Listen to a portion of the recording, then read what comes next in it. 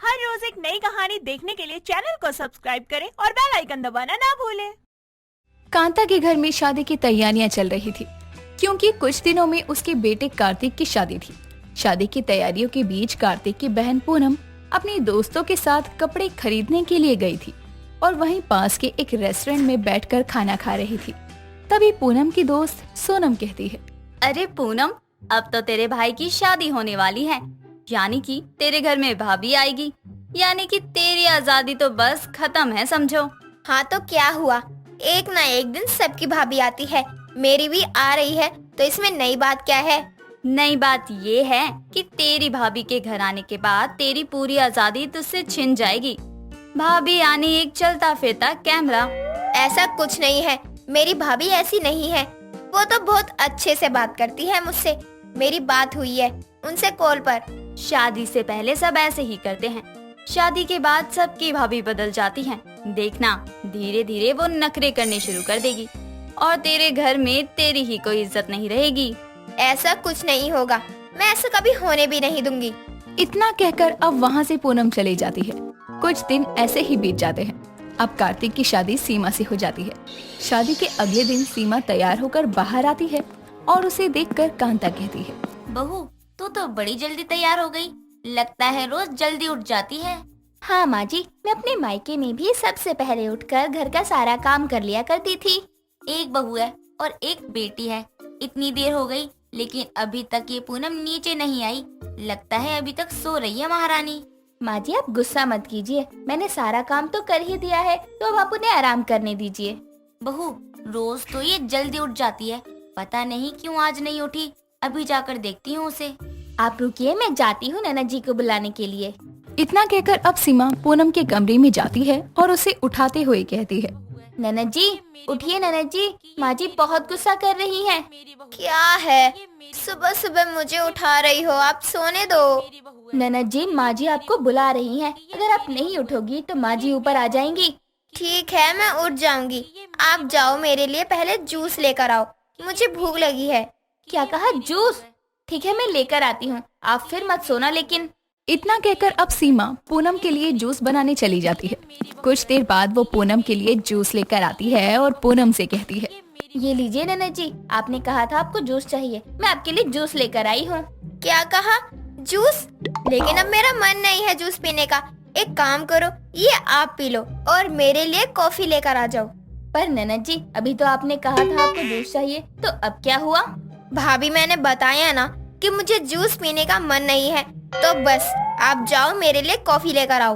पूनम के कहने पर वो फिर से उसके लिए कॉफी लेकर आती है और पूनम से कहती है, ये क्या भाभी, आप इतनी देर में आई हो कॉफी लेकर, और अब मैं बाहर जा रही हूँ, बाय। मुझे नहीं पता था कि मेरी ननद इतनी नखरे करने वाली है, लेकिन अब कर भी क्या सकते हैं, ननद है तो इसकी बात माननी ही होगी। इतना कहकर अब सीमा वहाँ से चली जाती है। एक दिन सीमा अपने कमरे में अपने नए कपड़े तय करके रख रही थी। तभी वहाँ पर पूनम आती है और कहती है, अरे वाह भाभी, ये कपड़े तो बहुत अच्छे हैं, किसने दिए हैं ये साड़ी आपको? नैना जी ये साड़ी मुझे मेरी माँ ने दी है, उन्होंने मेरे लिए ये कश्मीर से मंगवाई थी। भाभी ये तो सच में बहुत अच्छी है, मुझे ये वाली साड़ी चाहिए। नैना जी आप ये वाली साड़ी मत लो, ये मेरी माँ ने खास मेरे लिए ली है, आप दूसरी कोई ले लो। नहीं मुझे तो बस यही साड़ी चाहिए, आप दूसरी साड़ी रख लेना। लेकिन नैना जी ये साड़ी मैं आपको नहीं दे सकती, मैंने आपको बताया तो। इतना कहकर अब पूनम सीमा को नखरे दिखाने लगती है। पूनम की जिद पर सीमा को अपनी माँ की दी हुई साड़ी देनी पड़ती है, ताकि उसकी जिद की वजह से घर में कोई बखेड़ा ना खड़ा हो। कुछ दिन बीत जाते हैं। अब हर दिन की तरह सीमा की ननद के नखरे बढ़ते जा रहे थे। ऐसे ही एक दिन कांता के घर उसकी पड़ोस में रहने वाली विमला आती है और कांता से कहती है, अरे कांता, अब तो तुम्हारी बहू भी घर आ गई है, ये बताओ बेटी के हाथ कब पीले कर रही हो? सोच तो रहे हैं कि बेटी की शादी करा दूं, लेकिन अच्छा लड़का भी तो मिलना चाहिए। तुम्हें क्या लगता है जो लड़का तुम अपनी बेटी के लिए पसंद करोगी उससे शादी करने के लिए तुम्हारी बेटी तैयार हो जाएगी? तुम्हें पता है ना कि तुम्हारी बेटी कितने नखरे वाली है। हाँ हाँ जानती हूँ, मेरी बेटी थोड़ी सी नखरे वाली है, लेकिन शादी तो करनी ही है उसकी। बस एक अच्छा सा लड़का मिल जाए, फिर मेरी सारी चिंता खत्म हो जाएगी। दोनों आपस में बातें कर ही रहे थे कि तभी वहाँ पर सीमा आ जाती है और कांता से कहती है, अरे माँ जी, अब किसकी शादी की बात हो रही है यहाँ, मुझे भी बताओ। अरे बहू, और किसकी बात चलेगी, तेरे नखरे वाली ननद की शादी की बात चल रही है। अच्छा, ये तो अच्छी बात है, अब मैं भी अपनी ननद की शादी देख पाऊंगी। ये तो बताओ कि कोई रिश्ता देखा आपने? नहीं बहू, अभी बस रिश्ता देख रहे हैं। जैसे ही कोई अच्छा लड़का मिल जाएगा तो करवा देंगे शादी। अपनी शादी की बात सुनकर पूनम अपने कमरे से बाहर आती है और कहती है, ये सब क्या है माँ, आप मेरी शादी करवाना चाहती हैं? इतनी भी क्या जल्दी है मुझे इस घर से निकालने की?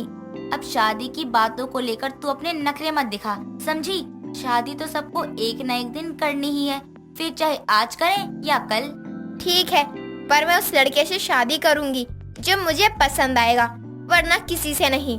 अच्छा ठीक है, जो भी लड़के रिश्ते के लिए आएंगे तू उनके फोटो देखकर बता देना। खुश? पूनम की बात कांता मान लेती है और उसकी शादी के लिए लड़के देखना शुरू कर देती है। जो भी रिश्ते अब विमला या पूनम की माँ पूनम को दिखाती तो वो उन सब को मना कर देती। जब सीमा उसे किसी की तस्वीर दिखाती तो वो नखरे दिखाकर उन्हें मना कर दिया करती। लेकिन पूनम के नखरों से तंग आकर एक दिन कांता पूनम का रिश्ता अपने पसंद के लड़के से कर देती है और पूनम से कहती है, बस पूनम, बहुत हो गई तेरी मनमानी, अब नहीं चलेगी। अब तेरी शादी उस लड़के से होगी जिससे मैं चाहती हूँ, बस। माँ, आप ऐसा नहीं कर सकती, मैं किसी और से शादी नहीं करना चाहती। क्या कहा? तू किसी और को पसंद करती है? कौन है वो लड़का, क्या करता है, उसका घर परिवार है कुछ?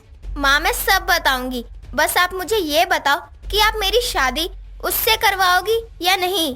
पूनम की बात मानकर कांता उस लड़के को घर बुलाने को कहती है और कुछ दिनों बाद वो उस लड़के को घर ले भी आती है, जो कि दिखने में एकदम गुंडे की तरह था।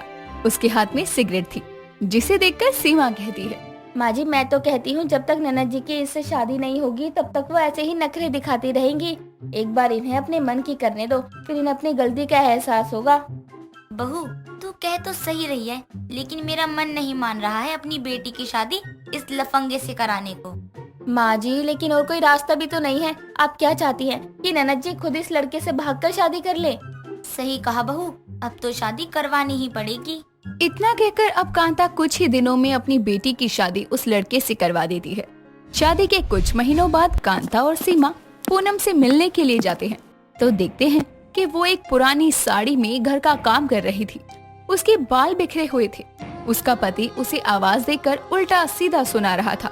सास भी ताने दे रही थी, लेकिन बदले में पूनम कुछ नहीं कहती, बस कुछ आंसू बहाकर चुपचाप सुनती है। ये देखकर कांता और सीमा के होश उड़ जाते हैं। वो सोचती है कि जो लड़की दूसरों को नखरे दिखाती थी वो आज किसी और के नखरे सह रही है। दोस्तों, अगर आपको ये कहानी पसंद आई तो इसे लाइक करें, शेयर करें और कमेंट करके बताएं कि कहानी में आपको सबसे अच्छा क्या लगा।